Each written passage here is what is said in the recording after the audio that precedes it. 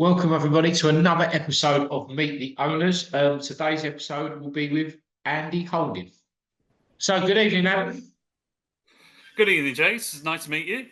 You too. Welcome to the Meet the Owners podcast.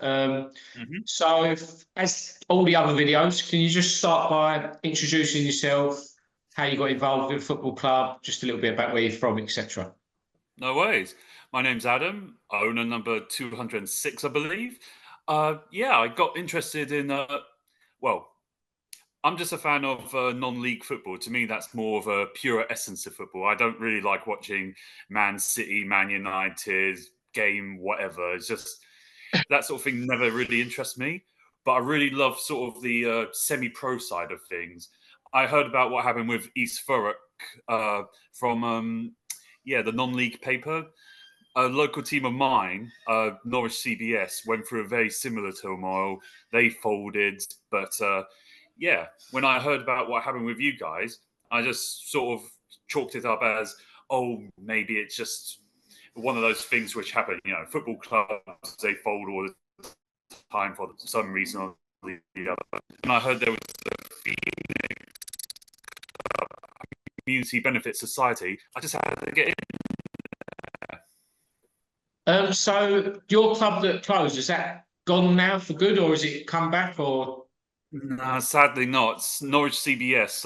They originally were, I think they were part of Norwich Union, like the insurance company, as one of their in-house teams in the, what was it, like 19th century. Then it became Spixworth FC. Went through a few promotions, maybe about 5 years ago, became Norwich CBS. But pretty much boils down to they didn't have as much sponsorship as they liked. And when the ground said, Norfolk FA said, oh no, sorry, we won't be having you here, they just couldn't find anywhere else to play at their level. Problem was they were at furlough none, North. So, they only had a very limited amount of pitches they could use for their league, but they just couldn't get any. And it was one of those family teams. So I think it was the Collison family. They it was like the head honcho was the manager / owner. Then he had his son or nephew over here and there. They said it was like a mini community, but it was just a club owned by someone. It's something I didn't really like. I just wanted to be part of a more community-focused team.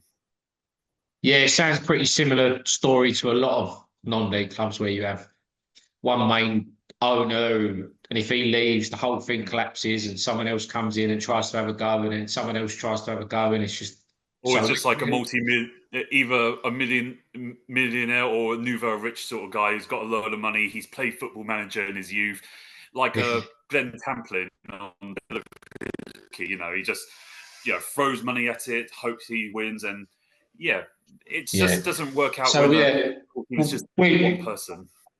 Yeah, so that's why we sort of really we went down the more community-owned, fan-owned route. Obviously, one, because none of us are millionaires, so it's the only real way to go. Exactly.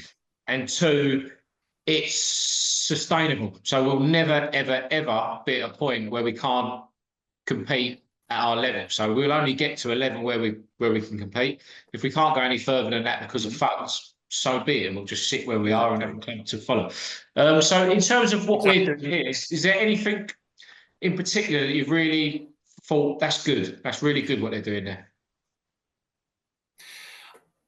When it comes to stuff like that, I love the fact that like £50 a year, I have an actual say in the club in the terms of I can volunteer if I wanted to do certain things. My vote actually counts. If I've got a grievance, I really love the fact that with the chairman, I subscribe to the Community Benefit Society, and I've had one-on-ones with Jack Dufflin, the chairman. The fact is, even with something as low as Norwich CBS or whatever, there was always that sort of barrier between management and fans. Like, the fans, they could just pay whatever they want and they get a T-shirt or whatever. But there was this sort of unspoken rule that you couldn't speak to management or speak to that sort of club unless you had the skills or experience if you were coaching somewhere else. But just feels a lot more refreshing that if I have a concern or if I have a query or interest in something, I just go on Slack or Yeah. on any of the communication we have with the managers and stuff, and done. No big deal. Yeah, it's good. That's what we're really looking for as well. We're looking for anyone can get involved, everyone can get involved, whether that'll be the next manager or the next person volunteering on the gate is. So that's really nice to hear from you. So in terms of, so you obviously love football, Yeah. but is there any other sports you're interested in? Any other stuff?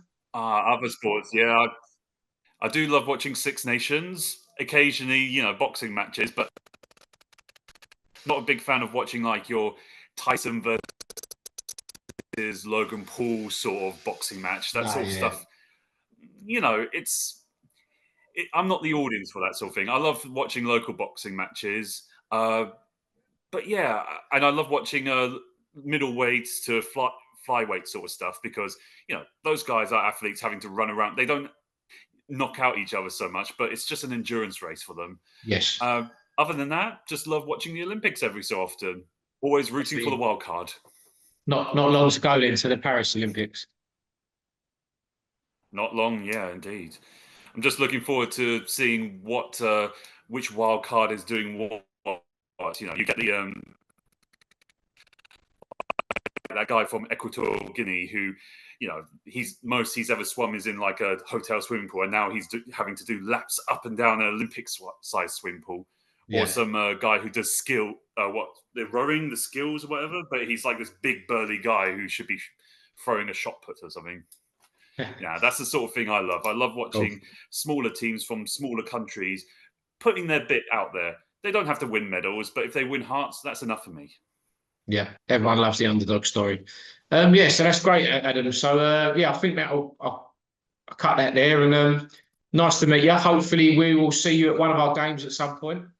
That'd be good. Yeah, definitely. It's a bit difficult being in Norwich, but I can make it down every so often. And when you guys get into the furlough run, it will be a lot easier. But exactly. I am waiting for my T-shirt, waiting for my scarf. I will be rooting for the Rocks. And looking forward and wishing everyone good luck on the first game we have with Canvey Town, Canvey Island. Canvey Island, 2 weeks to go. So, thanks for that. Nice speaking to you, Adam.